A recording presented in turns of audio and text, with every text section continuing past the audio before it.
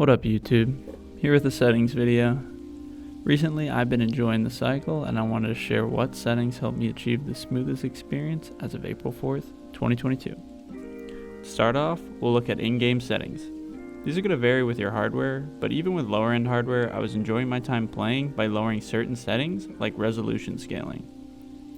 Let's get to it. First you're going to want to use full screen.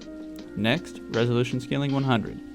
Like I said, you can bring this number down to achieve higher FPS at the cost of quality. DLSS. If your GPU allows for the use of DLSS, feel free to try it. Personally, any setting with it on made my experience less consistent, so that's why I have mine off, but it's worth testing. Max FPS.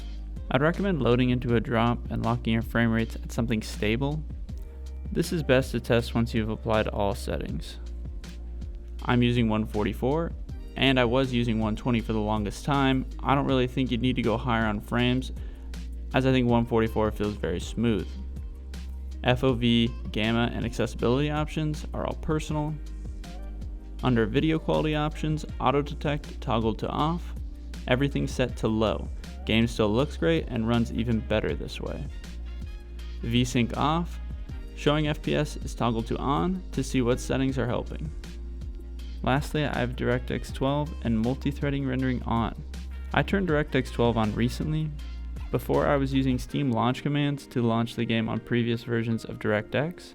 This seemed to help my lower end PC. I always used to have to turn image sharpening down to 0 when I launched the game. I found out if you run the bar all the way till it's gone, it resets when you relaunch, so I leave a tiny sliver and this lets my settings stay.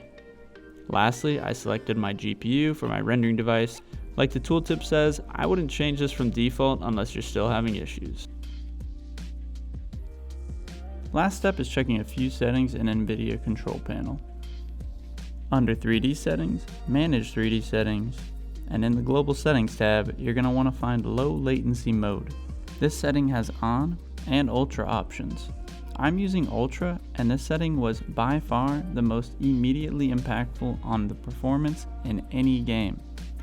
I'm also using a FreeSync monitor, so if you're using a FreeSync or G-Sync monitor, you want to check under Display, and if you can't see Setup G-Sync, you'll have to enable FreeSync or G-Sync through your monitor first, then it will display an NVIDIA control panel like so. In this tab, just make sure number 3, Enable Settings for the selected display is checked. Go back to Manage 3D Settings, and under the Global tab, make sure Monitor Technology reads G-Sync Compatible. Now scroll down and make sure Vertical Sync is on. This setting really only applies to those using FreeSync or G-Sync monitors. Hit Apply, and your settings are saved. Lastly, from some of the research I've done, it appears that 1000 Hz polling rate mice can cause players to screen tear in this version of Unreal. For that reason, I'm also using 500 Hz polling rate on my mouse. I'm using Windows 11 due to having an Alder Lake CPU. I'm sure Windows 10 is going to run just as well, if not better. That's it for now.